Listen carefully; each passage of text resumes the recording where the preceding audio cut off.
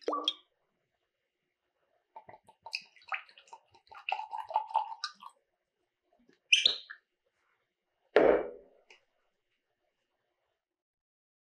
everybody, Josh and David here for another Whiskey Wednesday for Argonaut Wine and Liquor. Today we have a special guest. This is Lauren, head distiller at Redwood Empire Distillery.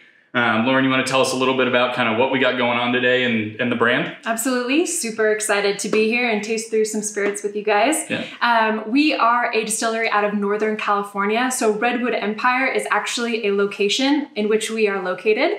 So it spans the coastal space between right outside of San Francisco, right from Muir Woods, all the way up to the Oregon border. And it's the only place in the world where coastal redwoods grow. So all of our SKUs have been named after a specific redwood tree. So Pipe Dream, Emerald Giant, Lost Monarch, and then the Grizzly Beast are actual redwood trees that you can find the location of if you look up the longitude and latitude that we have on each individual bottle. That's so cool. I had no idea. That's awesome. Yeah, and we also plant a tree for every bottle sold through a program called Trees for the Future. So that's a bit about the brand. We've been distilling since 2015, and we really released our products in 2019 in this iteration. So relatively new to the market. I'm excited to kind of be expanding our reach with you here in Colorado, absolutely, and hopefully beyond. But yeah, we're going to be tasting the Pipe Dream first. So this is our bourbon expression. It is a blend of 4 to 14-year-old bourbons. It is also a 4-grain bourbon. So we're looking, our mash bills are between 70-75% corn. Secondary grain for the most part is rye at 18 or 20%. And then we also have some wheat and some malted barley in there. Yeah, 90 proof. The nose is just like super bright honey to me. Like I was gonna say, for the 4 grain, I figured it'd be more that multi grain forward, but it's sweet, that red cherry going on. You get some like red currant. There's almost like a floral quality to it as well. That's delicious. Oh yeah, that's great. Yes.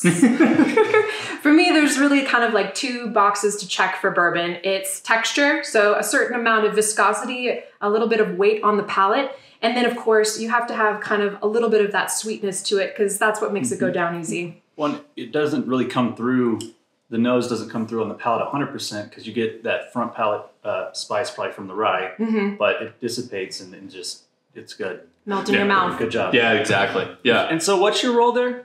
I'm the head distiller. Yeah. So I'm kind of in charge of all day-to-day operations. So managing our team, bringing in grain, making sure things get into barrel. So I'm the fixer. Yeah. Sounds like a big job. It is. It's a fun one though. I like being in charge. That's awesome. So coming up next, we have Emerald Giant. This is your guys' rye, right? That's right. So 100% rye, or what's the mash on this one? So it's pretty high rye. You're looking between 90 and 95% rye, but there's also malted barley and wheat in there as well. A lot of the rye that is kind of out there right now is stylistically trending a little bit more on the aggressive side. So you're going to have some real kind of sensation. Is this one mine? Yours? Okay. Yeah, sensation going on. And those are choices being made by distillers. Our rye is a slightly different approach. We're looking to kind of achieve a certain level of approachability. So a little bit more restrained on that kind of like shock spice. Still very savory, grassy. You get some alfalfa in there, some nice mulch in there, but absolutely a little bit rounder, a little bit softer on the palate. And I call it our gateway rye. It definitely, I get like that. You definitely get that dilly thing right on the nose, but not like you said, definitely not abrasive, but it's, I mean, it's there and it's big, but it's not like, sometimes it can be like harsh or a little astringent, and I don't get that on this one. I don't know if it's because we're talking about trees, but I kind of get a little pininess as well, like maybe a subtle juniper. Interesting. But now, yeah, the dill, definitely. Yeah. I love our rye. It's just so special because it is pretty unique right now in how soft and it plays on that palate. And it's just, I also say like, this is the rye for people who have been hurt by rye in the past. It can be a polarizing category. And our team just wants to do everything we possibly can to kind of bring people back into the fold. So if you had any reservations about trying rye, this is definitely the rye for you. Yeah, what we typically call this would be a bourbon drinker's rye. Yeah. You know, if you wanted to dip your toe into the rye field, like you said, or get back into it, but you love bourbon.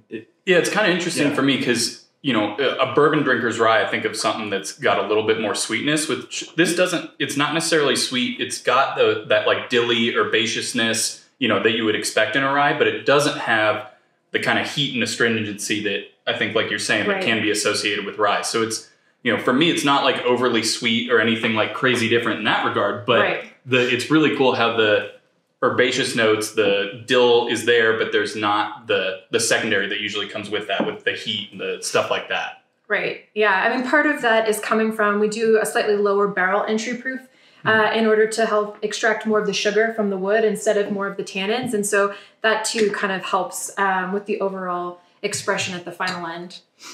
Excellent. All right. And what do we have next? So this is the Lost Monarch. This is our blended whiskey. I think this is such a fun category right now because this is a space in which distillers are really exercising their creativity. So blended whiskeys may not always have had, you know, the most recognizable tradition or history, just because it's historically been a bit of a place to drop things that you want to get rid of. But due to the far less rigorous nature of the regulation for blended whiskey as opposed to a bourbon or a rye, we do have a lot more to play with in terms of barrel selection, spirit selection, blending opportunities, flavor building, and you know, craft distilleries in particular are really taking advantage of that and coming up with some really wonderful, unique products. And so this is our take on that. I call it our rye bin. It is a 55% rye, 45% bourbon blend. And it isn't these two just blended together. It's a separate blend together. But it is absolutely the dark horse when we're doing blind tastings because it tells you one thing on the nose and then suddenly you're experiencing something totally different on the palate.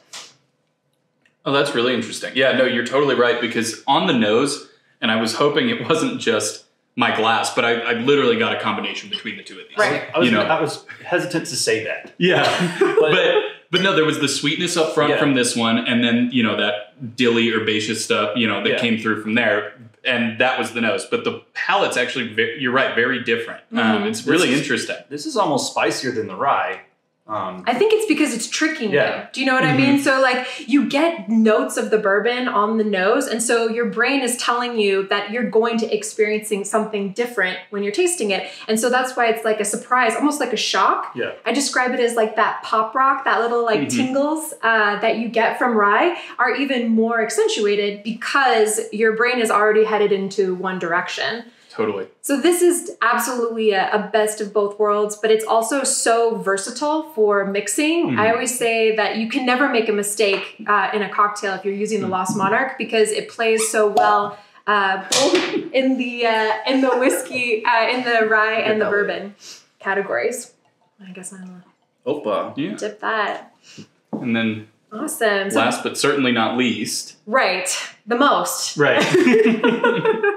For sure. This is our Bottled in Bond. So this is Grizzly Beast. It is the only SKU that is named after 2 trees instead of one tree. And that is because the tree's real name is Grizzly Giant. And so we had Emerald Giant.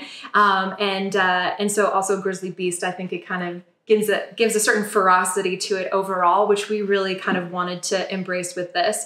So Bottled in Bond, has a slightly more rigorous standard of identity. We are doing a 5-year-old Bottled in Bond. The cutoff for the category is 4 years, has to be 50% alcohol, made by the same distiller in the same distilling season. So we do blends specifically for this once a year. Yeah, so we're doing spring right now. There's 2 seasons. There's spring and fall, and so this is spring of 2017. This is our second batch of the Bottled in Bond, and so you're going to keep doing batches and Yes. Yeah, so this one will be every different every time. So we just finished doing the blend for the Rocket Top, which is the rye bottled and bond that we offer. And then what's really exciting is our next batch, the 003, is going to be a 5-grain bourbon. So it's going to have corn, obviously, rye, wheat, malted barley, and triticale, which is one of my favorite grains to work with. Oh, that's cool. Yeah. You don't see that very often. Laws did a really cool one of those. I think so, yeah. The palate on this is really crazy. It's like some of the sweetness that was here, but it's moved to almost like a little bit more of like a cereal sweetness as opposed to like honey. And I really like that. It's really nice. For me, it's like liquid ice cream. I think like creme anglaise. It's just like so creamy and rich, and a little bit of root beer almost, and then strawberries. Yeah, it's great. No comment. I can Good job. As you walked through that, I can see all of it. But yeah, that's awesome. I mean, that's a really, really nice whiskey. And then at Argonaut we have, I believe, all of these on the shelf at the moment.